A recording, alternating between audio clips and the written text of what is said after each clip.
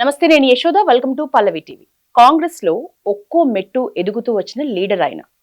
Social మీడియాలో active గా ఉంటారు. తన పంచ్ డైలాగులతో వైరల్ అవుతూ ఉంటారు. ఎవరో కాదు, కాంగ్రెస్ అధికార ప్రతినిధి డాక్టర్ చరణ్ కౌశిక్ యాదవ్ గారు ఈరోజు మనతో స్టూడియోలో ఉన్నారు. లేటెస్ట్ అప్డేట్స్, ముఖ్యంగా కాంగ్రెస్ లోనే కాంట్రవర్సీలు ఎక్కువగా ఉన్నాయనే ఆరోపణలపై మాట్లాడదాం. నమస్తే సార్, ఎట్లున్నారు? బాగున్నారు సార్? లేటెస్ట్ గా హిందూ దేవుళ్ళ మీద ఎన్నికల టైంలో, అసెంబ్లీ ఎన్నికల టైంలో సాక్షాత్తు ఇప్పుడు ముఖ్యమంత్రి గారు రేవంత్ రెడ్డి గారు ఒట్లు వేసిన పరిస్థితి. ఓట్లు అడిగేటప్పుడు మన దేవుళ్ళ మీద ఓట్లు వేసిన మన ముఖ్యమంత్రి గారు ఇప్పుడు హిందూ దేవుళ్ళపై చేసిన కామెంట్స్ నిజంగా చాలా రాద్ధాంతం. అదొక పెద్ద బర్నింగ్ టాపిక్. ఇప్పుడు ఎట్లా సమర్థించుకుంటారు ఆ కామెంట్స్ ని? అంటే ముఖ్యమంత్రి గారు చాలా స్పష్టంగా నిన్న కార్యవర్గ సమావేశంలో డిసిసి అధ్యక్షులను ఉద్దేశించి ముఖ్యమంత్రి గారు చాలా స్పష్టంగా మాట్లాడారు. అంటే కాంగ్రెస్ పార్టీలో ఉన్నటువంటి వర్గాల గురించి మాట్లాడుతూ ఆ సందర్భానుసారంగా మాట్లాడినటువంటి వ్యాఖ్యలు మాత్రమే. ఎక్కడ హిందూ దేవులను కించపరిచే విధంగా ముఖ్యమంత్రి గారు మాట్లాడలేదు.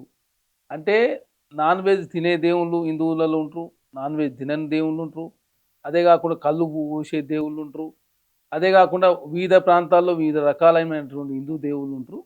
అదేవిధంగా కాంగ్రెస్ పార్టీలో కూడా చాలా వేదికలు ఉంటాయి. ఢిల్లీ కావచ్చు, వివిధ వర్గాలు ఉంటాయి.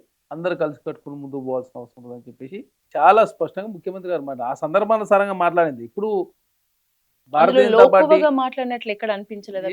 ఏం లోకుగా మాట్లాడారు? వాస్తవంగా హిందూ దేవుళ్ళల్లో ఎల్లమ్మ ఉంటది, పోచమ్మ ఉంటది, మారమ్మ ఉంటది, సమ్మక్క సారక్క ఉంటది.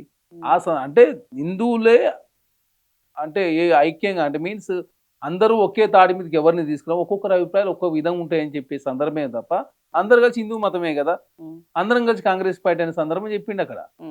అందరు కలిసి కాంగ్రెస్ పార్టీ, అందరు కలిసి హిందూ మతమే. హిందువులలో కూడా ఒక్కొక్కరికి ఒక భిన్నాభిప్రాయాలు ఉంటాయి. దానిలో భాగంగా ఒక్కొక్క దేవుడు ఒక్కొక్క విధంగా అవతరించిండు. మనం కూడా హిందూ మతం లాగా ఉండాలని చెప్తే దాని ఎట్లా తప్పవుతుంది? హిందూ మతం లాగా ఉండాలి. హిందూ మతంలో కూడా, ఎందుకంటే ఇస్లాంలో ఒకే దేవుడు ఉంటాడు, అల్లా. క్రిస్టియన్లో యేసు ఒక్కడే ఉంటాడు. హిందూ మతంలో కదా రకరకాల అమ్మవార్లు ఉంటారు. తర్వాత అయ్యప్ప స్వామికి సమర్థించుకుంటున్నారు అంటున్నారు కౌశిక్ గారు. ఈ ఎన్నికల టైంలో జస్ట్ మన బైపోల్ ఎలక్షన్ టైంలో కాంగ్రెస్ అంటే ముస్లిం, ముస్లిం అంటే కాంగ్రెస్ అన్నారు. ఇంత బల్లగుద్ది ఓన్ చేసుకుంటున్నట్లు హిందువులను గాని హిందూ దేవుళ్ళను గాని మన ముఖ్యమంత్రి ఓన్ చేసుకున్న సందర్భాలు అసలు లేవంటా. నేను ఏమంటారు? ముస్లిం అంటే కాంగ్రెస్, కాంగ్రెస్ ముస్లిం అని ఎవరన్నారు? దాన్ని భారతీయ జనతా పార్టీ కావచ్చు, బీఆర్ఎస్ పార్టీ కావచ్చు, ఎలక్షన్ సందర్భంగా వాళ్ళు ఏదైతే పూర్తి స్థాయి వీడియోని ఇవ్వకుండా కట్ చేసి పెద్ద ఎత్తున ట్రోలింగ్ చేసి అన్న మాటే కదా కట్ చేసిన తప్పదు. ఇవన్నీ కూడా ఎట్లా ఉందంటే ఇప్పుడు ఇది కూడా అంతే, పూర్తిగా వినకుండా. ఇప్పుడు భారతీయ జనతా పార్టీ ఎందుకు మాట్లాడుతూ ఈ సందర్భంగా వాళ్ళు ఒక్కలే హిందువులా? మేమంతా హిందువులం కదా, మేమంతా సనాతనిస్టులం కదా, మరి రేవంత్ రెడ్డి గారు హిందూ కాదా? లేకపోతే వారు ఆర్ఎస్ఎస్ నేపథ్యం నుంచి, ఏబీపీ నుంచి, తర్వాత టీడీపీలో కావచ్చు, తర్వాత కాంగ్రెస్ పార్టీలో కావచ్చు, ఎంపీగా ఎమ్మెల్యేగా చాలా సందర్భాల్లో పనిచేసింది కదా. మాకు మించిన హిందువులు ఎవరు ఉంటారు? మాకు మించిన సనాతనిస్టులు ఎవరు ఉంటారు? కాంగ్రెస్ పార్టీ ఏదైతే పివి నరసింహరావు తీసుకొచ్చిన ఆర్డినెన్స్ మూలంగానే రామ మందిరానికి సంబంధించినట్టు కేసు మనం సుప్రీంకోర్టులో నెగ్గినాం. కాంగ్రెస్ పార్టీ ఇన్ని సంవత్సరాల కాలం పాటు ఈ దేశాన్ని పాలించి సనాతన ధర్మాన్ని రక్షించింది కాబట్టే దేశంలో హిందూ మతం మిగిలి ఉన్నది. వీళ్ళేదో హిందూ మతాన్ని వీళ్ళే కాపాడినట్టు హిందువులకు ఏం చేసింది మీరు? హిందూ దేవుళ్ళ మీద జిఎస్టీ విధించింది మీరు. హిందూ దేవాలయం మీద జిఎస్టీ విధించింది కేంద్ర ప్రభుత్వం, భారతీయ జనతా పార్టీ. 2017 ముందు వ్యాట్ ఉన్నది. ఆనాడు యూపీఏ కావచ్చు, కాంగ్రెస్ ప్రభుత్వం ఎక్కడ కూడా హిందూ దేవాలయం మీద వ్యాట్ విధించలేదు. మీరు తలనెలల మీద జిఎస్టీ విధించారు, కొబ్బరికాయలలో జిఎస్టీ విధించారు, లేకపోతే అదేవిధంగా అర్చన చేసుకుంటే ఆ అర్చన టోకెన్లో కూడా జిఎస్టీ విధించింది మీరు. ఏకంగా గుళ్ళకు నోటీసు పంపారు కదా మీరు. మేమే హిందూ ఇస్లాం అంటారు, మేమే హిందువులు అంటారు, మేమే సనాతన ధర్మం రక్షించాం అంటారు, మేము హిందువుల పక్షాన మేము ఉన్నామని చెప్పిన భారతీయ జనతా పార్టీ మేము హిందువులు జిఎస్టీ విధిస్తే ఏ నాయకుడు మాట్లాడు? నేనే మాట్లాడిన ఆ విషయం గురించి. మా కొండగట్ట అంజనకు నోటీస్ వచ్చింది, మా వేములవాడ తర్వాత అదేవిధంగా వేములవాడ రాజన్నకు నోటీస్ వచ్చింది, యాదాద్రి లక్ష్మీనరసింహస్వామి టెంపుల్కి నోటీస్ వచ్చింది, భద్రాద్రి రాముడు టెంపుల్ వచ్చింది. అంటే అయోధ్య రాముడే రాముడు, మా భద్రాద్రి రాముడు కదా. తెలంగాణ ముఖ్యమంత్రి రేవంత్ రెడ్డి గారు 1200 కోట్ల రూపాయలు ఏ ముఖ్యమంత్రి దేవాలయానికి ప్రభుత్వం నుంచి డైరెక్ట్గా ఫండ్స్ ఇవ్వలేదు.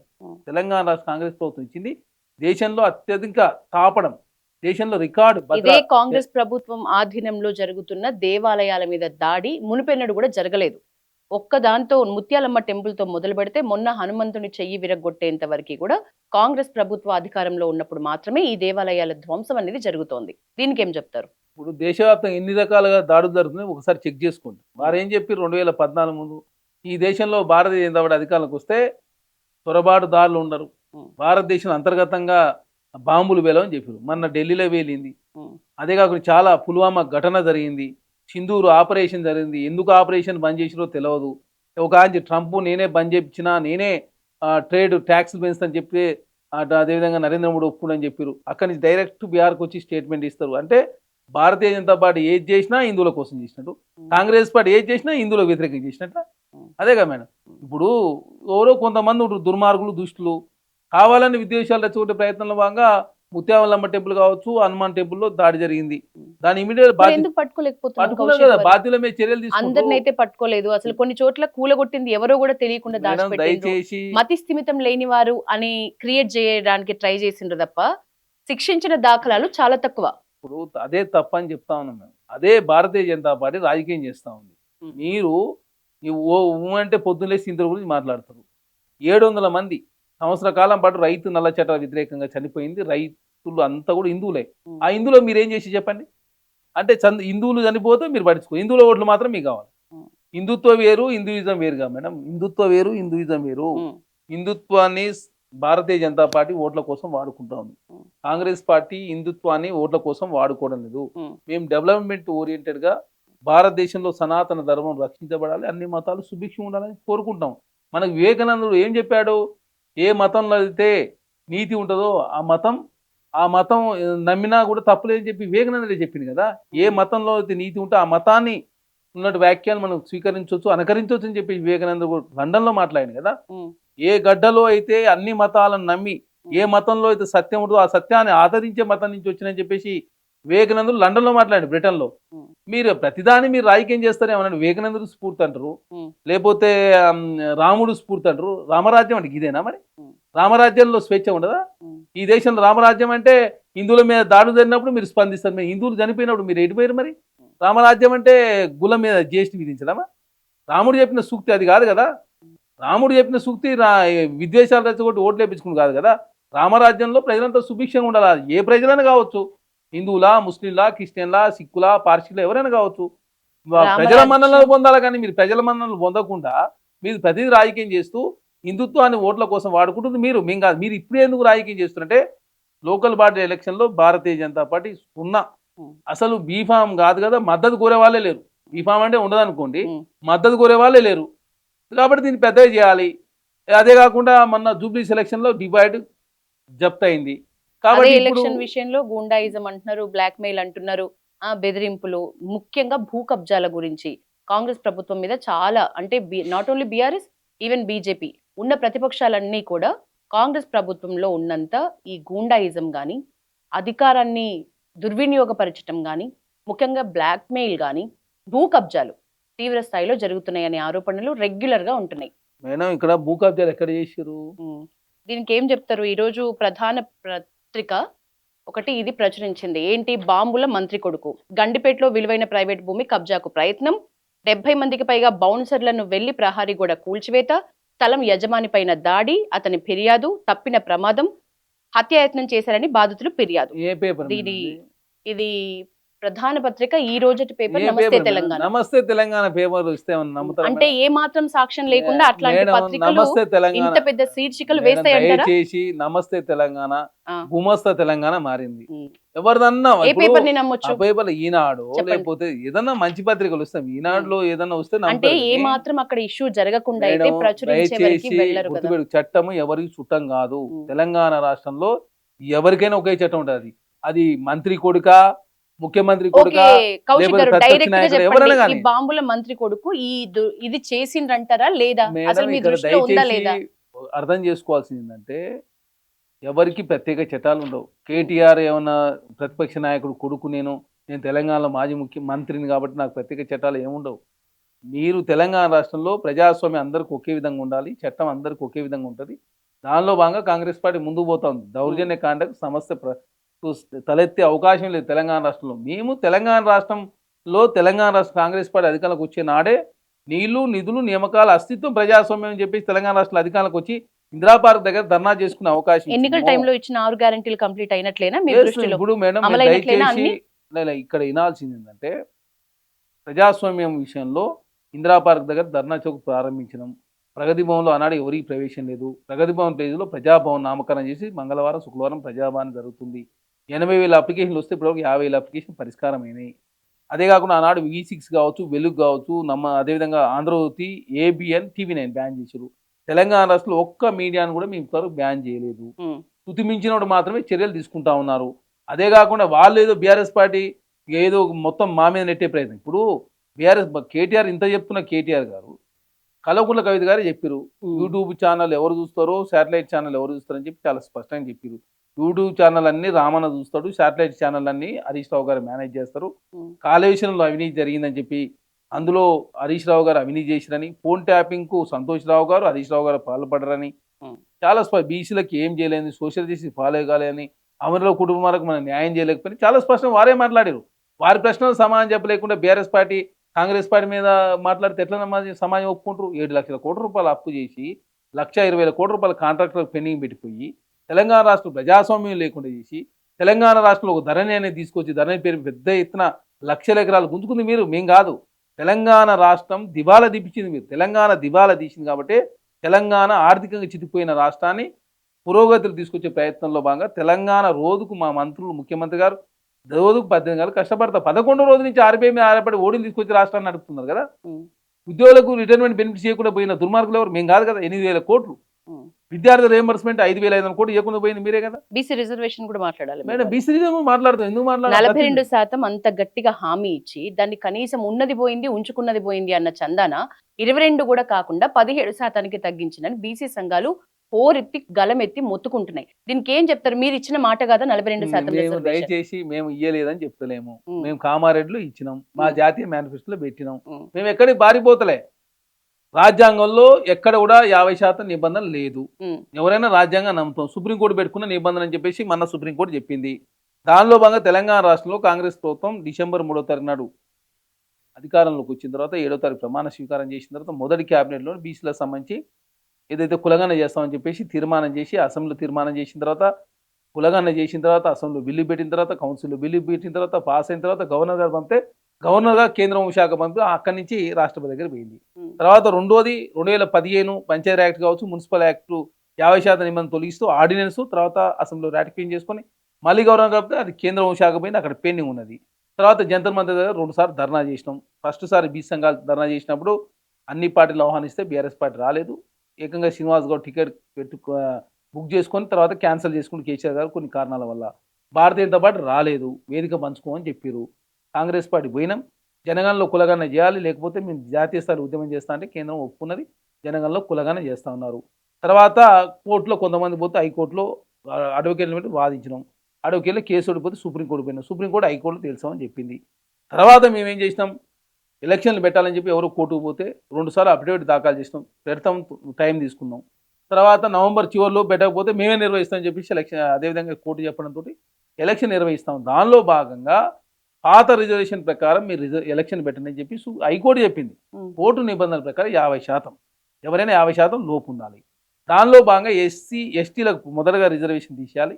వాళ్ళ రిజర్వేషన్ తీసేసిన తర్వాత ఎస్సీ రిజర్వేషన్ తీసిన తర్వాత బీసీ. అదే కాకుండా వాళ్ళు ఏం చెప్తున్నారు, కేటీఆర్ ఏంటంటే పచ్చి అబద్ధాలు. హరీష్ రావు గారు కేటీఆర్ చదువుకున్న వాళ్ళని మోసం చేస్తే ఏం చేస్తాం? అది చెప్తాం మేడం, ప్లీజ్ ఇక్కడ ఏంటంటే 18% అని చెప్తా ఉన్నాం. షెడ్యూల్ ఏరియాలో ఫస్ట్ షెడ్యూల్ ఏరియా కావచ్చు, ఎస్టీల రిజర్వేషన్ కలిపి తీస్తేనేమో బీఆర్ఎస్ ప్రభుత్వం వాళ్ళు ఇచ్చింది 18%. లెక్కలు ఒకసారి మీరు క్యాలిక్యులేటర్ తీసి ఓపెన్ చేసి కొట్టుకోవచ్చు. ఈ షెడ్యూల్ కావచ్చు ఎస్టీలను తీసేసిన తర్వాత వాళ్ళు ఇచ్చిన రిజర్వేషన్ 22% చేంజ్. మేము షెడ్యూల్ కాస్ట్ కావచ్చు ఎస్టీని కలిపిన తర్వాత మేము ఇచ్చింది 17%. మేము ఏం పారిపోతలే. ఎందుకు 17% అయిందంటే ఎస్టీల పాపులేషన్ పెరిగింది. ఎస్సీల పాపులేషన్ పెరిగిన తర్వాత లాస్ట్ 0 అయినా ఆశ్చర్యపడాల్సిన అవసరం లేదు. ఇప్పుడు కొత్తగూడెం భద్రాద్రి జిల్లాలో బీసీలో 0 వచ్చింది. షెడ్యూల్ ఏరియాలో బీసీల రిజర్వేషన్ ఉండదు. ములుగులో 5 వచ్చినాయి బీసీలు. ఎందుకు వచ్చినట్టు ఎస్సీ ఎస్టీలు తీసేసిన మిగిలిన 5.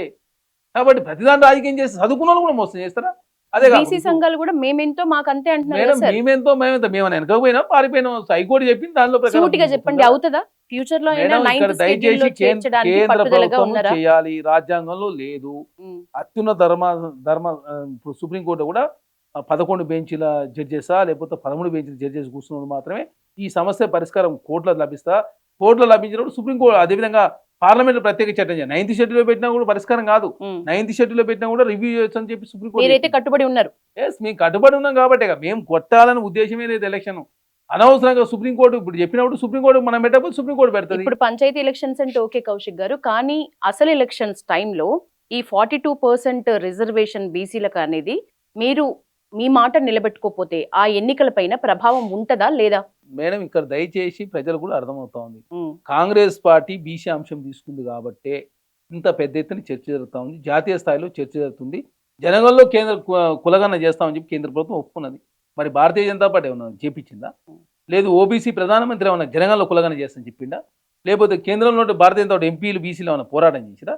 మేము తెలంగాణ ముఖ్యమంత్రి రేవంత్ రెడ్డి గారు కావచ్చు, మా కాంగ్రెస్ పార్టీ అధ్యక్షుడు మహేష్ కుమార్ గారు కావచ్చు, బీసీ సంఘాలు ఢిల్లీలో జంతర్ మంతర్ ధర్నా అప్పుడే కేంద్రం మీద సమరశంకారం పూరిస్తాం, మీరు జనగణన కులగణన చేస్తారా, ఓబీసీ ప్రధానమంత్రి చెప్పుకోండి చెప్పేసి కేంద్రం మీద పోరాటం చేస్తున్న తర్వాత వాళ్ళు ఒప్పుకొని జనగణనలో కులగణన చేస్తామని చెప్పి ఆల్రెడీ నార్థన్ స్టేట్ లో ప్రారంభమైంది. సీరియస్నెస్ ఇక్కడ వరకు తీసుకుందాము. ఎప్పుడు చూసినా రాజ్యాంగం బుక్ ని చేతిలో పెట్టుకుంటున్న రాహుల్ గాంధీ గారు ఎందుకని 3 కోట్ల మంది తెలంగాణ బీసీ ప్రజల అంశం మీద పార్లమెంట్ లో గట్టిగా గలమెత్తరు ఎందుకు? మేడం ఇక్కడ రాహుల్ గాంధీ గారే ప్రకటించినటువంటి బీసీ రిజర్వేషన్ మేము జాతీయ మేనిఫెస్టోలు పెట్టుకున్నాం కదా, మేము రాష్ట్ర మేనిఫెస్టోలు పెట్టుకోలేదు. జాతీయ స్థాయిలో కాంగ్రెస్ పార్టీ 50% సీలింగ్ ఎత్తేయాలని చెప్పేసి తెలంగాణ రాష్ట్రంలో కాదు, కాంగ్రెస్ పార్టీ జాతీయ స్థాయిలో విధానం తీసుకున్నాం. అరే అమిత్ షా గారు జార్ఖండ్లో చెప్పింది మరి 50% నిబంధన ఎత్తేస్తని చెప్పి జార్ఖండ్ ఎలక్షన్ సందర్భంగా అమిత్ షా గారు చెప్పారు. మరి ఏమైంది అంటే జార్ఖండ్ ఓడిపోయినా కాబట్టి మాట తప్పుతారు భారతీయ జనతా పార్టీ. కేరళలో ఆర్ఎస్ఎస్ చెప్పింది, జార్ఖండ్లో అమిత్ షా గారు చెప్పారు. మరి అమిత్ షా గారు చెప్పిన మాట ఎడిపోయింది మరి, అంటే మాట కూడా అమిత్ షా గారు అంటే అమిత్ షా గారు జార్ఖండ్లో ఓడిపోయినా కాబట్టి మాట తప్పుతారా? చెప్పండి మరి అదన్నా. ఖచ్చితంగా కాంగ్రెస్ పార్టీ కేంద్రంలో అధికారులకు వచ్చి ఖచ్చితంగా చట్టం చేసే వాళ్ళం, ఖచ్చితంగా 5 నిమిషాల్లో బిల్లు పాస్ అయ్యేది. ఇప్పుడు రాష్ట్రంలో కావచ్చు కాంగ్రెస్ పార్టీ చేయాల్సిన ప్రక్రియలు ఎక్కడ పొరపాటు చేయలేదు. కేంద్రంలో ఉన్నటువంటి కాంగ్రెస్ పార్టీ, ప్రతిపక్షంలో కాంగ్రెస్ పార్టీ ఒప్పుకుంటా ఉంది. మాకు 100 మంది ఎంపీలు, ఇండియా కూటమి కూడా మద్దతు ఇస్తానికి సిద్ధంగా ఉన్నది. మీరు బిల్లు పెట్టండి. మరి ఓబీసీ ప్రధానమంత్రి అంటే ఓబీసీలో ఓట్లు కావాలా, ఇందులో ఓట్లు కావాలా? బీసీలంతా హిందువులే కదా, మరి బీసీలంతా మెజార్టీ హిందువులే ఉండరు. మరి హిందువులకు సంబంధించి రిజర్వేషన్ పెంచరా మీరు? అంటే ఎంతసేపు మీ ఓట్ల కోసం మాత్రం హిందుత్వాన్ని వాడుకుంటారు, హిందువుల ముస్లిం తగాదాలు పెట్టి దాన్ని రాజకీయంగా వాడుకుంటారు. డెవలప్మెంట్ చేయకుండా ఓట్లు అడిగే ప్రయత్నం మీరే చేస్తారా? కాబట్టి దేశ ప్రజలను గమనిస్తున్నారు. ప్రతిసారి భారతీయ జనతా పార్టీ ఏదో ఒక విధానాన్ని తోటి ముందుకు పోతూ దేశంలో విద్వేషాలు రెచ్చగొట్టే ప్రయత్నం చేస్తూ ఉన్నారు. 2014లో 2G స్పెక్ట్రమ్, 2019లోకి వస్తే బాలాకోటు, అలా పుల్వామా సర్జికల్ స్ట్రైక్స్ అని, 2024 వస్తే రామబంధన్ మీద ఎలక్షన్ పోతే 63 సీట్లు తగ్గినాయి. తర్వాత ఎలక్షన్ కమిషన్ నమ్ముకొని ఎలక్షన్ కమిషన్లో ఉన్నటువంటి సుప్రీంకోర్టు నిబంధనలు తొలగించి చీఫ్ జస్టిస్ గతంలో ఉండే సిబిఐ ఎలక్షన్ కమిషన్ నియామకాల్లో చీఫ్ జస్టిస్ని తొలగించారు. సీనియర్ మంత్రి, ప్రధానమంత్రి, ప్రతిపక్ష నాయకుడు పెట్టుకొని ముగ్గురిట్లో 2 మేజార్టీ గారు మీ ఇష్టం వచ్చినట్టు ఆటలు ఆడుతూ ఉన్నది. ఇక్కడ ఓటు తొలగించే ప్రయత్నం కూడా జరుగుతూ ఉంది. ఎలక్షన్ కమిషన్ వాడుకొని దేశంలో ఎంపీ ఎలక్షన్ తర్వాత మహారాష్ట్రలో అధికారులకు వచ్చి కోటి ఓట్లు తొలగించి, అదే కాకుండా మన ఇక్కడ హర్యానాలో అధికారులకు వచ్చారు 25 లక్షల ఓట్లు తొలగించి, తర్వాత బీహార్లో 63 లక్షల ఓటు తొలగించి అక్కడ అధికారులకు వచ్చారు, ఢిల్లీలో ఓటు తొలగించారు. హర్యానాలో అయితే ఏకంగా ఉత్తరప్రదేశ్ నుంచి 9 లక్షల మందిని తీసుకొచ్చి అక్కడ ఓట్లు నమోదు చేసి కాంగ్రెస్ పార్టీ 1,12,000 తోటి ఓడిపోయినాయి మేము అక్కడ. అంటే 9 లక్షల ఓట్లు ఉత్తరప్రదేశ్లో తీసుకొచ్చి హర్యానాలో వేయించుకుంటూ, ఆ మహారాష్ట్రలో ఎలక్షన్లు వస్తే అన్ని రాష్ట్రాలను తీసుకుపోయి అక్కడ ఓట్లు వేయించుకుంటూ, బీహార్లో 63 లక్షల ఓట్లు తొలగించి 22 లక్షల ఓట్లు కొత్త నమోదు చేసుకొని కాంగ్రెస్ పార్టీ అనుకూలంగా ఓట్లు తొలగించే ప్రయత్నం భారతీయ జనతా పార్టీ చేస్తాం. దాని మీదనే ఇప్పుడు సీరియస్ గా పార్లమెంట్ లో చర్చ జరుగుతుంది. దాని తర్వాత నెక్స్ట్ బీసీ అంశం విషయంలో కూడా ఖచ్చితంగా కాంగ్రెస్ పార్టీ పార్లమెంట్ లో పోరాటం చేయబోతా ఉంది. పార్లమెంట్ చర్చలు పక్కన పెడితే మన రాష్ట్రంలో చర్చలు, ముఖ్యంగా కాంగ్రెస్ స్పోక్ పర్సన్స్ ని పక్కన పెట్టి మీటింగ్స్ జరుగుతున్నాయి. మీలో మీకు ఐక్యత లేదు, ముఖ్యంగా మంత్రుల మధ్య ఐక్యత లేదు. ఈ కామెంట్స్ నిజమేనా? నిజంగా మీరంతా ఐక్యంగా ఉన్నారా నేత గణం? ఎందుకు ఎక్కడ ఎవరిని పక్క పెట్టిరు? హిల్ట్ పాలసీకి సంబంధించి కేబినెట్ లో తీసుకున్న ఒక నిర్ణయం నెక్స్ట్ డే అట్లా ఎట్లా బయటకు వచ్చింది? నెక్స్ట్ డే ప్రతిపక్షాల వరకు ఆ అంశం ఎట్లా తెలిసింది? ఈ సీక్రెసీ ఎందుకు మెయింటైన్ చేయలేకపోయినారు మీరు? అసలు ఏం జరిగింది హిల్ పాలసీకి సంబంధించి? అంటే సీక్రెట్, మేము తప్పు చేస్తే సీక్రెట్ ఉండాలి, తప్పేం చేసి ఓపెనే కదా, అలా అవినీతి ఏం లేదు. హిల్ పాలసీ అసలు పాలసీ చదివిరా, వాళ్ళు చదివిరా. 2023 ముందు జూనియర్ 19, 20, 21 తీసుకొచ్చింది ఎవరు? మీరే కదా. తీసుకొచ్చి మీరు రెగ్యులరైజ్ ఎవరు చేసి లీజుకున్న భూములని, లీజ్ అయిపోయిన భూములను కూడా రెగ్యులరైజ్ చేసింది మీరు. మీరే అవినీతి పాల్పడేది మీరు అవినీతి చేసి మమ్మల్ని అవినీతి పనులు అంటే ఎట్లా? లీజు భూములను ప్రభుత్వం ఎప్పుడైనా తీసుకోవచ్చు లీజ్ అయిపోయిన తర్వాత. సబ్ లీజ్కి ఇచ్చిన భూములను కూడా మీరు రెగ్యులరైజ్ చేసేది కదా మరి. అంటే మీరు చేస్తే కరెక్ట్, వేరే వాళ్ళు చేస్తే తప్పైనా. మేము ఇప్పుడు చేసేది ఎక్కడ లీజ్ భూములు రెగ్యులరైజ్ చేస్తలేము మేము. ప్రైవేట్ వ్యక్తుల చేతిలో ఉన్నటువంటి భూములను ఇండస్ట్రీస్ పర్పస్ కాకుండా మల్టీపర్పస్ కోసం వాడడం కోసం జోన్ కన్వర్షన్ చేస్తున్నాం. అది ప్రైవేట్ వ్యక్తుల చేతిలో భూమి అదే తీసుకుంటాం మేము. ఒక ఆయన అంటాడు 5 లక్షల కోట్లు, ఎవరు కేటీఆర్ గారు. ఇంకొక ఆయన భారతీయ జనతా పార్టీ నాయకుడు మహేష్ రెడ్డి గారు, ఆయన 6 లక్షల కోట్లు అంట. ఎంత మరి అసలు 6 లక్షలు ఏంది, 5 లక్షలు ఎట్లా అవినీతి జరుగుతుంది? ప్రైవేట్ వ్యక్తులు, ఇప్పుడు మీ భూమి ఉంది మేడం, మీ భూమిని మీరు ఉంటే ఇండస్ట్రీస్ వాడుకోవాలా, మల్టీపర్పస్ కోణం అయితే జోన్ చేంజ్ చేసుకోవాలా. 80 ఫీట్ల రోడ్డు ఉంటే 30% SRO రేట్లలో, 100 ఫీట్ల రోడ్డు ఉంటే 50% SRO రేట్లలో మీరు కట్టేసి డైరెక్ట్ ఆన్లైన్ లోనే ఎవరిని గెలవాల్సిన అవసరం లేదు. 7 రోజుల అప్లికేషన్ లో ఎప్పుడైనా 20% జోన్ కన్వర్షన్. అది ప్రైవేట్ గవర్నమెంట్ భూమే కాదు అది. ఎందుకు 2013లో జీవో నెంబర్ 20ని ఆనాడు సుప్రీంకోర్టు చెప్పింది. ఇండస్ట్రియల్ జోన్లన్నీ కూడా రెగ్యులరైజ్ జోన్లు అంటే మల్టీపర్పస్ జోన్ గా మార్చి కాలుష్య రహితమైన ఇండస్ట్రీస్ అవుటర్ రింగ్ రోడ్ అవతల తీసుకుపోండి అని చెప్పేసి సుప్రీంకోర్టు చెప్పిన గైడ్ లైన్స్. ఆనాడు కిరణ్ కుమార్ రెడ్డి గారు జీవో ఇచ్చిపోయారు. తర్వాత 2018లో ఒక జీవో బీఆర్ఎస్ పార్టీ తీసుకొచ్చింది, 2023లో తీసుకొచ్చారు. గైడ్ లైన్స్ వాళ్ళే ప్రిపేర్ చేసారు. మేము ఇక్కడ ఓన్లీ రాష్ట్ర ప్రభుత్వం క్యాబినెట్ సబ్ కమిటీ ఇండస్ట్రీస్ అందరితో చర్చించి ఆ ఉపయోగకరంగా లేని భూములను కూడా ఉపయోగకరంగా తీసుకురావాలి. రియల్ ఎస్టేట్ ధరలు అందుబాటులోకి వస్తాయి. అదే కాకుండా అక్కడ ఒక ప్రత్యేక ప్రణాళికతో రియల్ ఎస్టేట్ అందుబాటు ధర లేని సార్, మీ హైడ్రా పుణ్యమే కదా. అసలు రియల్ ఎస్టేట్ ఉందా? రియల్ ఎస్టేట్ భూమి అనేది కాంగ్రెస్ పార్టీ పుణ్యమా అని మొత్తం చతికిలబడింది. అవునా కాదా? సూటిగా చెప్పండి. దయచేసి ఇదే వస్తుంది. మీరంతా ఎట్లుందంటే మేడం, ఎకనామిక్ సర్వే అని చెప్పేసి బడ్జెట్ కు, కేంద్ర బడ్జెట్ కు ఒక రోజు ముందు చాలా స్పష్టంగా ప్రవేశపెడతారు. దాన్ని నిర్మలా సీతారామన్ గారు ప్రవేశపెట్టారు, ప్రధానమంత్రి గారు దాంట్లో భాగస్వామి. దాన్ని ఉద్దేశించి వారు కూడా మాట్లాడారు. రియల్ ఎస్టేట్ గ్రోత్ భారతదేశం 6% నుంచి 7% తగ్గింది. మరి భారతదేశంలో ఎట్లా తగ్గింది? తెలంగాణ అంటే హైడ్రా తీసుకొని తగ్గినట్టు. భారతదేశంలో ఎట్లా తగ్గిందని అడుగుతా ఉన్నాం మేము. దాని కారకులు ఎవరు అంటే రియల్ ఎస్టేట్ ఎప్పుడు ఒకే విధంగా ఉండదు, తగ్గుతుంటది, పెరుగుతుంటది. ఇన్ఫ్లేషన్ ఊకే ప్లాట్లే కొన్నారు కదా మేడం. దానికి కారణం కూడా ఎవరు తెలుసా? నరేంద్ర మోడీ. ఎందుకు నరేంద్ర మోడీ గారు? మీరు రియల్ ఎస్టేట్ మీద GST విధించారు, గుళ్ళ మీద GST విధించి దానికి గుళ్ళనికి నోటీసులు ఇచ్చారు. రియల్ ఎస్టేట్ మీద GST విధించి రియల్ ఎస్టేట్ కుబేలు చేసింది మీరే. అదే కాకుండా ఒకనాడు అమరావతిలో 3 రాజధానుల పేరు మీద అమరావతి కావచ్చు, వైజాగ్లో, నెల్లూరు, అదేవిధంగా కర్నూలులో పెట్టుబడి పెట్టకుండా వాళ్ళంతా హైదరాబాద్కి వచ్చి పెట్టుబడి పెట్టారు. బెంగళూరు, మద్రాసు పరిస్థితి కొంత ఆశాజనకంగా లేకుండా ఆనాడు ఏది కేసీఆర్ గారు ముఖ్యమంత్రి ఉన్నప్పుడు. ఎందుకు? బెంగళూరులో వాటర్ కొరత వచ్చింది, ట్రాఫిక్ సమస్య. మద్రాసులో అలాంటి సమస్య వచ్చింది, అక్కడ ఫ్లడ్స్ వచ్చినాయి. అప్పుడు ఈ 3 ముఖ్యంగా ఆ 3 బేసుల్లో హైదరాబాద్లో కొంత రియల్ ఎస్టేట్ అప్పుడు పెరిగిన తర్వాత 3 సంవత్సరాలు కేసీఆర్ గారు ముఖ్యమంత్రి మొత్తం రియల్ ఎస్టేట్ కూడా డౌన్ ఫాల్ అయిన పరిస్థితి మనం చూసినాం. ఇప్పుడేదో కాంగ్రెస్ హైడ్రా తీసుకొచ్చిన తర్వాత అద్భుతాలు క్రియేట్ అయితే. ఎందుకంటే ₹1 కోటి పెట్టి మేము చెరువు దగ్గర కొంటాను, మీరు ₹1 కోటి పెట్టి చెరువు దగ్గర కొని ఇంట్లోకి వాటర్ రావాలని చెప్పి కోరుకుంటారు ఎవరన్నా? కోరుకోరు కదా. అది ఎవరికి బెనిఫిట్ అవుతుంది? రాజకీయ నాయకులు బెనిఫిట్ అవుతుంది. అది రాజకీయం చేసే వాళ్ళు బఫర్ జోన్లలో, FTLలలో వాళ్ళు లేఅవుట్లు చేసి తక్కువ ధరకు వస్తాయి కాబట్టి ఎక్కువ ధర తీసుకొని ప్రజలను మోసం చేస్తుంది. దాన్ని కంట్రోల్ చేసే ప్రయత్నం చేసి దాన్ని అప్రిషియేట్ చేసేది పోయి దాన్ని అభినందించేది పోయి అనవసరంగా హైడ్రాని తీసుకు. హైడ్రా వల్ల ఇలా దాదాపు 300-400 ఎకరాలు ప్రభుత్వ భూములు రక్షించరు. రాక్స్, లేక్స్, ప్రకృతిని కాపాడే ప్రయత్నం జరుగుతూ ఉంది. అదే కాకుండా ఇల్లీగల్ ఎంక్రోచ్మెంట్ ఎక్కడ జరుగుతలేదు. వాల్టా చట్టం కూడా 2002లో చంద్రబాబు నాయుడు గారు తీసుకొచ్చారు. అక్కడ బఫర్ జోన్లో కూడా నిర్మాణాలు చేసుకోవచ్చని. అరే ఒక మంచి కార్యక్రమం, ఒక యజ్ఞం చేసేటప్పుడు చిన్న ఏదైనా పొరపాటు జరుగుండొచ్చు కాక దాన్ని కూడా పూతగలు పెట్టి చూపించే ప్రయత్నం బీఆర్ఎస్ పార్టీ చేస్తూ ఉంది, భారతీయ జనతా పార్టీ చేస్తూ ఉంది. మూసిని పునరుజ్జీవ చేసుకుంటా అంటే కిషన్ రెడ్డి గారు బాధేస్తుంది, భయం వేస్తుంది ఆయనకు. ఆయన నైట్ నిద్రల పేరు మీద చెదరగట్ట నిద్ర చేసిండు. మొన్న ఫ్లడ్స్ వచ్చిన మొత్తం మూసిలో ఉన్నట్టు ఇళ్ళని కొడుకపోయినాయి కాబట్టి అప్పుడు కిషన్ రెడ్డి గారు ఎడిపోయినా తెలియదు. 16,000 కోట్ల రూపాయలు నష్టం జరిగింది మొత్తం తెలంగాణ వరదలతోటి. ఈ అంటే 4,000 కోట్లు ఇచ్చింది, ఇంకా 11,000 కోట్ల రూపాయలు ఇవాళ కేంద్ర ప్రభుత్వం. మీరు గంగానదిని ప్రక్షాళన చేసుకుంటారు, సబర్మతి వారిని ప్రక్షాళన చేసుకుంటారు, యమునా నదిని ప్రక్షాళన చేస్తా అని చెప్తారు. తెలంగాణలో మేము అదేవిధంగా మూసిని పునరుజ్జీవ చేసుకుంటే మాత్రం మీకు ఎందుకు బాధ? దానికి ఎందుకు ప్రత్యేక నిధులు వేరు? ఎందుకు లోన్ తీసుకుంటున్నా కూడా కేంద్రం నుంచి సహకారం అందించే ప్రయత్నాలు ఎందుకు కేంద్ర ప్రభుత్వం అనుమతిస్తలే? కాబట్టి ఇవన్నీ కూడా భారతీయ జనతా పార్టీ సమానం చెప్పబడుతూ వస్తుంది. కాబట్టి తెలంగాణ ముఖ్యమంత్రి హిందువుల వ్యతిరేకం చెప్పి ముద్రేసే ప్రయత్నం జరుగుతూ ఉంది. సరే, మీరు ప్రతిపక్షాల విమర్శలకు సంబంధించి ఆ ప్రయత్నం చేస్తున్నారు అంటున్నారు. మీ నేతలుగా చెప్పుకుంటున్న ఫిరోజ్ ఖాన్ లాంటి వాళ్ళు మీరు ఎంత దగ్గరకు తీసుకున్నా ఆ ముస్లిం నేతనే ఎన్నికల టైంలో మీ కాంగ్రెస్ పార్టీ మీదనే దుమ్మెత్తి పోసిండ్రు, చాలా ఆరోపణలు చేసిండ్రు. నిజానికి ముస్లిమ్స్ ని ఇంత దగ్గర తీయడం అనేది ముందు ఎన్నికల్లో మీకు ఎఫెక్ట్ చూపించదా? ఏం దగ్గర తీసినాం మేము? ఏమైనా ఆస్తులు తీసుకుపోయి దాదాదత్తం చేసినాం వాళ్ళకన్నా? భారతీయ జనతా పార్టీ మీరు గుర్తుపెట్టుకోవాలా, GHM సెలక్షన్ జరుగుతున్నప్పుడు బండి సంజయ్ గారే ఈయన రాష్ట్ర అధ్యక్షుడి రోహింగ్యా నేరేస్తామని చెప్పిండు, భాగ్యనగరం మారుస్తా అని చెప్పిండు, ఇల్లు పోతే ఇల్లు ఇస్తాం, బండి పోతే బండి ఇస్తాను. ఢిల్లీలో ఎవరికి ఇచ్చారు ఇల్లు? ఢిల్లీలో రోహింగ్యాలకు ఇల్లు ఇచ్చింది భారతీయ జనతా పార్టీ కేంద్ర ప్రభుత్వం.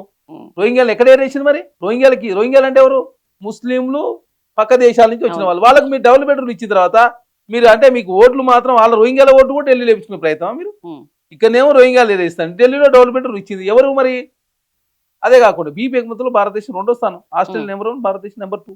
బీపీ వ్యతిరేకం కదా మరి భారతీయ జనతా పార్టీ, ఎట్లా బీపీ ఎగుమతులు 2వ స్థానం ఉంటుంది? అంటే మీరు ఎగుమతి చేస్తే మీరు 2వ స్థానం ఉంటే కరెక్ట్, మీ గుజరాత్ సంబంధించిన వ్యాపారులంతా బీపీ ఎగుమతి చేస్తారు. అంటే ప్రతిదాన్ని రాజకీయంగా వాడుకునే ప్రయత్నం భారతీయ జనతా పార్టీ చేస్తారు. అదానికి అంబానీకి దోషి పెట్టే ప్రయత్నం. ఎన్డీఏ అంటే national development for Adani Ambani. అదే కాకుండా ఆస్ట్రేలియా బొగ్గు అయినా లేకపోతే ప్రభుత్వ రంగ సంస్థలైనా కూడా అదానికి తక్కువ ధరకు అంటగట్టే ప్రయత్నం భారతీయ జనతా పార్టీ. ఉచితాల వ్యతిరేకం అని కర్ణాటకలో ప్రచారం చేసి మరి ఢిల్లీకి పోతే విపరీతం ఉచితాలు ఇచ్చిందెవరు? మధ్యప్రదేశ్లో విపరీతం ఉచితాలు ఇచ్చిందెవరు? మహారాష్ట్ర ఇచ్చిందెవరు? ఇప్పుడు బీహార్లో కావచ్చు, హర్యానా ఇచ్చిందెవరు? కర్ణాటక చెప్పారు. పీస్ పేరు మీద పెద్ద ఎత్తున మాట్లాడిన నరేంద్ర మోడీ గారు ఉచితాలకు మేము వ్యతిరేకం అని చెప్పారు. కర్ణాటకలో వెళ్ళిపోయిన తర్వాత ఉచితాలు అనేది దేశవ్యాప్తంగా విపరీతంగా ఉచితాలు. నిన్న బీహార్లో 14,000 కోట్ల రూపాయలు వరల్డ్ బ్యాంక్ సంబంధించిన అప్పు తీసుకొని ఏకంగా 10,000 రూపాయలు మహిళా అకౌంట్లు వేసారు. మధ్యప్రదేశ్లో వేసారు, అదే చేసారు. మహారాష్ట్రలో అదే చేసింది మన్ కీ బాత్. తర్వాత ఇప్పుడు హర్యానాలో అదే చేసారు కదా. మహిళలకు సంబంధించిన పథకమే మధ్యప్రదేశ్లో, బీహార్లో, తర్వాత ఢిల్లీలో, తర్వాత హర్యానాలో గెలిపించింది కదా మీ ప్రభుత్వాన్ని. తర్వాత ఎలక్షన్లు వచ్చినప్పుడల్లా ఇన్కమ్ ట్యాక్స్ రిబేట్ 12 లక్షలు, ఇంతకుముందు ఎక్కువ ఉన్నదాన్ని 12 లక్షలు రిబేట్ తక్కువ చేయడంతో ఢిల్లీలో 40 లక్షల మంది ఎంప్లాయీస్ కాబట్టి మీకు ఓట్లు వేయించుకున్నారు. ఆమ్ ఆద్మీ కేజ్రీవాల్ కన్నా అత్యధికంగా ఇంకా పథకాలు పెడతారని చెప్పేసి అక్కడ ప్రజలతో ఓట్లు వేయించుకు. ఇక్కడ బీహార్కి వస్తారు, మధ్యతర ప్రజలు ఉంటారు కాబట్టి జీఎస్టీ స్లాబ్స్ తక్కువ చేయకపోతే ప్రాబ్లం అయితే చెప్పి జీఎస్టీ స్లాబ్ తక్కువ చేస్తుంది. ఏంది ఇది ఇదంతా మొత్తం ఇంకోటి 44,000 కోట్ల రూపాయలు మొత్తం కేంద్రం భరిస్తుంది. 44 మీరేంది రాష్ట్రాలు లేదా? 22,000 కోట్ల రూపాయలు రాష్ట్రాలు, కేంద్ర ప్రభుత్వం అంటే 22. మరి 2 సంవత్సరాలు దోసుకుని జరిపోయింది. మరి దాని మీద ఏమైనా మాట్లాడినా మొత్తం ఏదో దేశం వెలిగిపోతుందని చెప్పి నరేంద్ర మోడీ గారు స్టేట్. కాబట్టి భారతీయ జనతా పార్టీ ఏంటంటే డెవలప్మెంట్ మీద ఓట్లు అవ్వబోదు, లేదు జీడిపి మీద ఓట్లు అవ్వబోదు, లేదు మేము చేసిన డెవలప్మెంట్ చూసి ఓట్లు అయినా అడిగే పరిస్థితి లేదు భారతీయ. అది అడిగితే ఖచ్చితంగా భారతీయ జనతా ఓడిపోతుంది. వాళ్ళు వచ్చిన తర్వాత ఆకలి జాగులు పెరిగినాయి, నిరుద్యోగం పెరిగింది, భారత్ వెలిగిపోతుందని చెప్తారు. 4వ అతిపెద్ద ఆర్థిక వ్యవస్థ అవతరించి భారత్ 4వ అతిపెద్ద ఆర్థిక వ్యవస్థ కాదు, ఇంకొక 20 కోట్ల మంది భారతదేశంలో పెరిగితే 3వ అతిపెద్ద ఆర్థిక వ్యవస్థ అవతరిస్తుంది. ఇప్పుడు జనాభా ఇంటూ ఆదాయం కదా. మరి భారతదేశం జనాలు ఎక్కువ కాబట్టి ఆదాయం జనరల్ మీద ఎక్కువ ఉంటుంది. తక్కువ జనాభా ఉండి ఎక్కువ ఆదాయం వచ్చినాడు కదా దేశం అభివృద్ధి పదంలో ముందుకు పోయింది. ఎక్కడ అభివృద్ధి పదంలో ముందుకు పోయింది? మన ప్లేసు 142 ప్లేస్ ఉంటే 4వ అతిపెద్ద ఆర్థిక వ్యవస్థ అని చెప్పి ప్రచారం చేసుకుంటాం. కాబట్టి భారతీయ జనతా పార్టీ ప్రజలంతా గమనిస్తూనే ఉన్నారు. ఖచ్చితంగా భారతీయ జనతా పార్టీ ప్రతిసారి ఎలక్షన్స్ ఏదో ఒక సెంటిమెంట్ తీసుకొచ్చుడు, అదే కాక ఎలక్షన్ కమిషన్ మేనేజ్ చేసుడు, ఈడీ, ఇన్కమ్ ట్యాక్స్, సిబిఐని వాడుకోడు, రకరకాల ప్రలోభ గురి చేసే ప్రయత్నం భారతీయ జనతా పార్టీ చేస్తాం. మీ అధికార పక్షానికి ప్రధాన ప్రతిపక్షం అంటే మీరు బీఆర్ఎస్ అంటారా, బీజేపీ అంటారా? తెలంగాణ రాష్ట్రంలో బీఆర్ఎస్ పార్టీ కదా, ఏమాటగా మాట. ఎందుకంటే ఎంపీ ఎలక్షన్ లో పంచాయతీ ఎలక్షన్స్ అంటే ఇన్ జనరల్ అధికార పక్షం ఎవరిదైతే వాళ్ళకే వరిస్తుంది విజయం. ఇప్పుడు పంచాయతీ ఎలక్షన్స్ టైంలో అయితే మీకు కొంచెం ఈ రిజర్వేషన్ సెగ అనేది తగిలే అవకాశం ఉంది అంటున్నారు. మీరేమంటారు? దయచేసి ఇప్పటికే 18 నెలలు అయిపోయింది. గ్రామాలంతా కూడా అభివృద్ధి పదంలో ముందుకు పోతలేవు. 15వ ఆర్థిక సంఘం నిధులు 3,600 కోట్ల రూపాయలు మురిగిపోతా ఉన్నాయి. హైకోర్టు చెప్పింది ఎలక్షన్లు పెట్టమని. దానిలో భాగంగా ఎలక్షన్ నిర్వహిస్తామని రాష్ట్ర ప్రభుత్వం. బీసీలకు రిజర్వేషన్ ఇవ్వద్దని కాంగ్రెస్ పార్టీ కోరుకోవట్లేదు. పార్టీ పరంగా మద్దతు ప్రకటిస్తా ఉంది. 42% నుంచి 60% వరకు. కాంగ్రెస్ పార్టీ అధ్యక్షుడు బీసీ, మా డిప్యూటీ సీఎం ఎస్సీ, జాతీయ స్థాయిలో ఖర్గే గారు ఎస్సీ, రాజ్యసభలో ఫ్లోరెడరు, లోక్సభలో రాహుల్ గాంధీ గారు ఓసీ, కర్ణాటకలో పక్కనలో సిద్ధరామయ్య గారు బీసీ, యాదవ్ ఆయన ముఖ్యమంత్రి గురు, డిప్యూటీ సీఎంగా ఓసీ ఉన్నాడు. కాంగ్రెస్ పార్టీ సోషలిస్టుతో ముందుకు పోతా ఉంది. భారతీయ జనతా పార్టీ ఏం చెప్పింది? బీసీని ముఖ్యమంత్రి చేస్తానని చెప్పిన భారతీయ జనతా పార్టీ బీజేపీ నేత మహేష్ రెడ్డి గారు చేశారు. కౌన్సిల్లో ఏవిఎన్ రెడ్డి గారు, రాష్ట్ర అధ్యక్షుడు రామచంద్రరావు గారు బీసీ రిజర్వేషన్ వేస్తుంటే రాష్ట్రంలో ఒప్పుకుంటారు, కేంద్రంలో వ్యతిరేకిస్తా ఉన్నారు.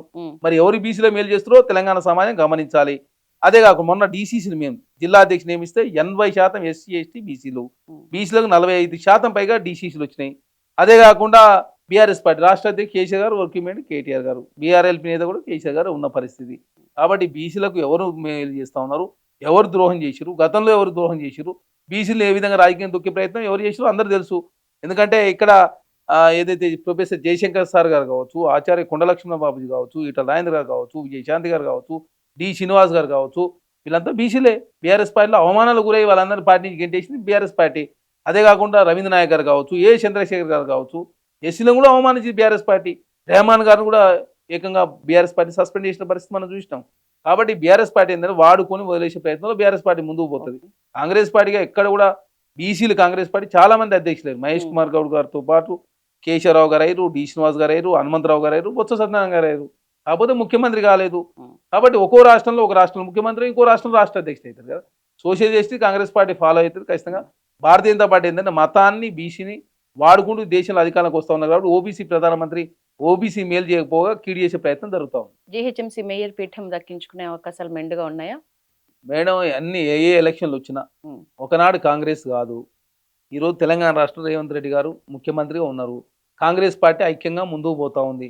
కాంగ్రెస్ పార్టీ ఐక్యంగా ముందుకు పోతూ తెలంగాణ రాష్ట్రంలో ప్రజలకు ఇచ్చిన ప్రతి హామీ నెరవేర్చే ప్రయత్నం మేము ముందుకు పోతా ఉన్నాం. ప్రజలకు వాస్తవాలు వివరించే ప్రయత్నం. ఎందుకంటే తెలంగాణ ఆర్థిక పరిస్థితి ఏ విధంగా ఉన్నది, ఏ విధంగా రాష్ట్రం చితికిపోయింది, అదేవిధంగా వాస్తవాలు వివరించే ప్రయత్నం. మహిళలను 100 కోటి మంది మహిళలను కోటీశ్వరులు చేసే ప్రయత్నాలు భాగంగా కాంగ్రెస్ పార్టీ ముందుకు పోతా ఉంది. మహిళల కోసం అద్భుతమైన పథకాలు 1, 2 కాదు. మీరు చీరలు ఇచ్చినా, నాణ్యతతో కూడిన చీరలు ఇచ్చినాం. చేనేత రంగాన్ని ఊతం ఇచ్చే విధంగా వారికి అవకాశం ఇచ్చినాం. స్కూల్ యూనిఫామ్లలో కూడా మహిళలకు అవకాశం ఇచ్చినాం. తర్వాత ప్రైవేట్ బస్సులు ఆర్టీసీ పెట్టుకుంటే దానిలో కూడా మహిళలకు అవకాశం. సోలార్ విద్యుత్లో మహిళలను భాగస్వామ్యం చేసుడు. తర్వాత శిల్పారామంలో మహిళలకు స్టాల్ ఇచ్చుడు. పెట్రోల్ బంకుల అవకాశం మహిళలకే ఇచ్చుడు.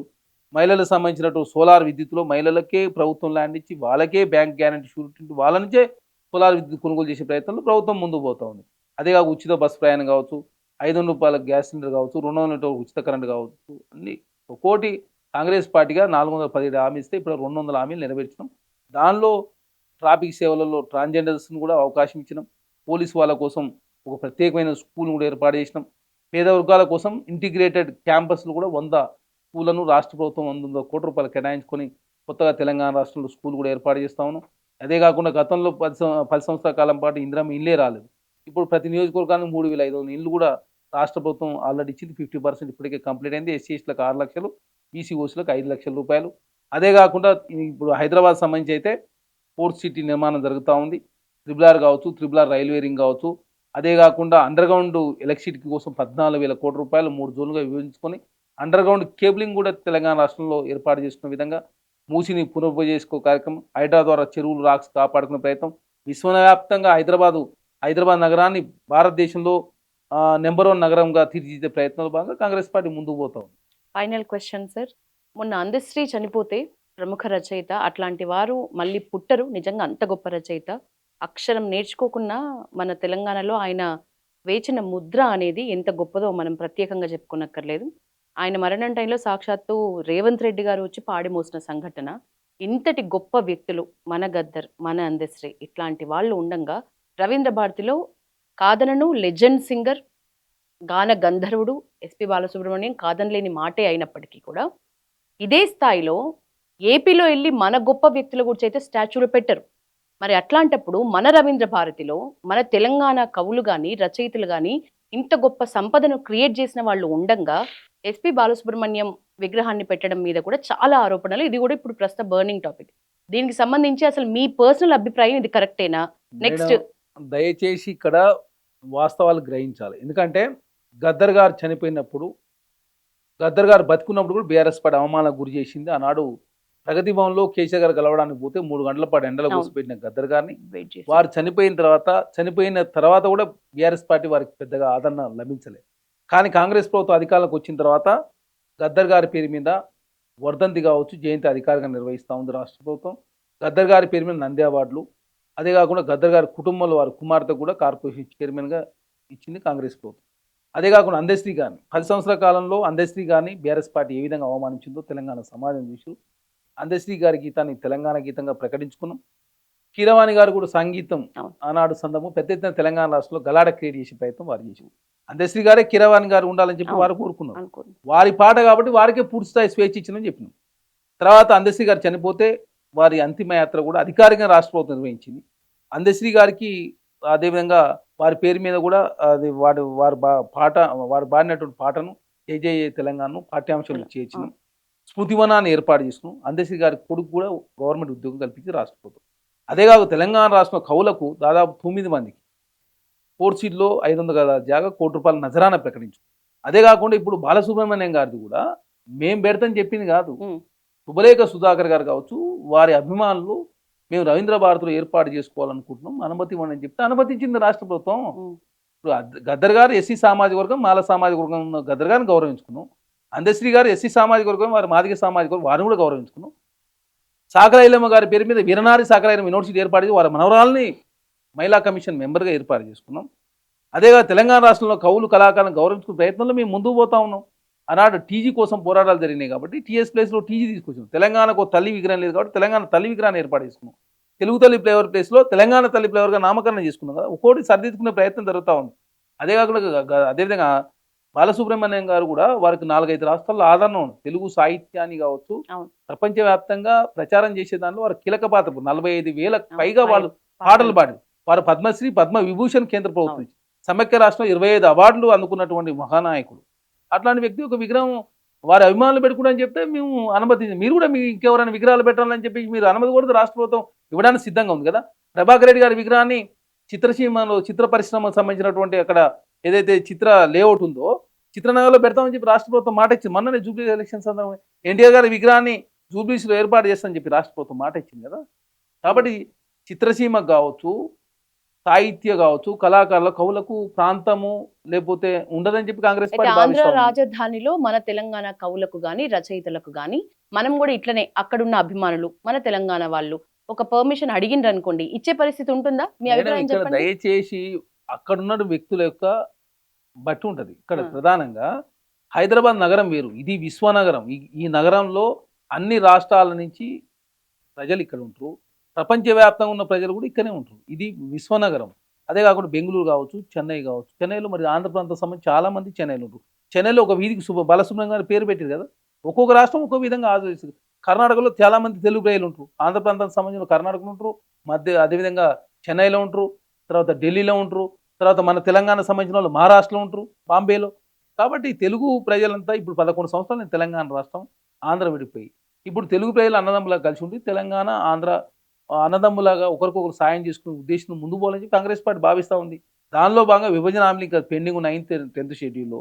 అదే కాకుండా తెలంగాణ రాష్ట్రం ఇంకా కౌలు కళాకారులను గౌరవించుకుంటా ఉన్నారు. రేపు ఇంకా చాలా విగ్రహాలు కూడా పెట్టాల్సిన అవసరం ఉంది. ట్యాంక్ బండి మీద కాదు కదా పెట్టేది, ముందస్తుగా ట్యాంక్ బండి మీద పెట్టి వారి విగ్రహాలు పెట్టి తెలంగాణ విగ్రహాలు పెట్టకపోతే దాన్ని అనవసరంగా దాన్ని రాజకీయం చేస్తున్నారు అనుకోవాలి. ప్రభాకర్ రెడ్డి గారి విగ్రహాన్ని వారు తెలంగాణ సంబంధించిన వారే, వాళ్ళు చిత్రనగర్లో అది గచ్చిబోలు పెట్టబోతా ఉన్నారు నానక్రాంగూడలో. తర్వాత ఎన్టీఆర్ గారి విగ్రహం జూబ్లీస్లో, రవీంద్ర భారతిలో బాలసుబ్రహ్మణ్యం గారు పెట్టుకుంటున్నారు. అందశ్రీ గారిని కావచ్చు, గద్దర్ గారిని మేము గౌరవించుకుని వారి కోసం స్మృతివనం ఏర్పాటు చేసుకున్నాం కదా. కాబట్టి ప్రతిదాన్ని రాజకీయం చేస్తే ఎట్లా? అదే కాకుండా మనలో కాళోజీ కళాక్షేత్రం వరంగల్ మేము అధికారంలోకి వచ్చే వరకు అది పూర్తి కాలే. పూర్తి చేసి ముఖ్యమంత్రి గారు ప్రారంభించారు కదా. ప్రతిదాన్ని రాజకీయ కోణంలో చూడొద్దు దయచేసి. కవులు కళాకారులను మనం రాజకీయ కోణంలో చూడడం కరెక్ట్ కాదని చెప్పి ప్రభుత్వం భావిస్తా ఉంది. అట్లాంటిది ఏమన్నా మనకు కావాల్సిన తెలంగాణ రాష్ట్రం ఇంకా చాలా మంది ఉన్నారు, వారి విగ్రహాలు కూడా ఏర్పాటు చేసుకునే ప్రయత్నంలో ఎవరైనా ప్రభుత్వాన్ని రిక్వెస్ట్ దరఖాస్తు పెడితే ఖచ్చితంగా రాష్ట్ర ప్రభుత్వం అనుమతిస్తుంది. ఇక్కడ వాళ్ళ అనుమతి అడిగితే రాష్ట్ర ప్రభుత్వం అనుమతి ఇచ్చింది. అది కూడా రవీంద్ర భారతిలోనే. రవీంద్ర భారతి అనేది ఆ కళాక్షేత్రానికి నిలయం కాబట్టి అక్కడ వాళ్ళు విగ్రహం ఏర్పాటు చేసుకుంటున్నారు. సరే పెట్టుకోండి అని చెప్పినాం. 15వ తారీఖున వారు ప్రారంభించుకుంటారని చెప్పారు. 13వ తారీఖు వరకు తెలంగాణ రాష్ట్రంలో గ్లోబల్ సమ్మిట్ ఉంది. తెలంగాణ రైజింగ్ పేరు మీద తెలంగాణ రాష్ట్రంలో పెట్టుబడులు ఆకర్షించే ప్రయత్నం చేస్తాం. కాబట్టి అనవసరంగా ఈ సందర్భంగా రాజకీయాలు చేస్తే వచ్చే పెట్టుబడులు కూడా రాకుండా పోయే అవకాశం కాబట్టి దయచేసి సహకరించాలని చెప్పి కోరుతా ఉన్నాం. Thank you sir, thank you so much. చాలా అంశాల గురించి మీ వర్షన్ అనేది చాలా స్పష్టంగా మాకు అర్థమయ్యేలాగా చెప్పినారు. మీ వాల్యుబుల్ టైంకి ధన్యవాదాలు. Thank you.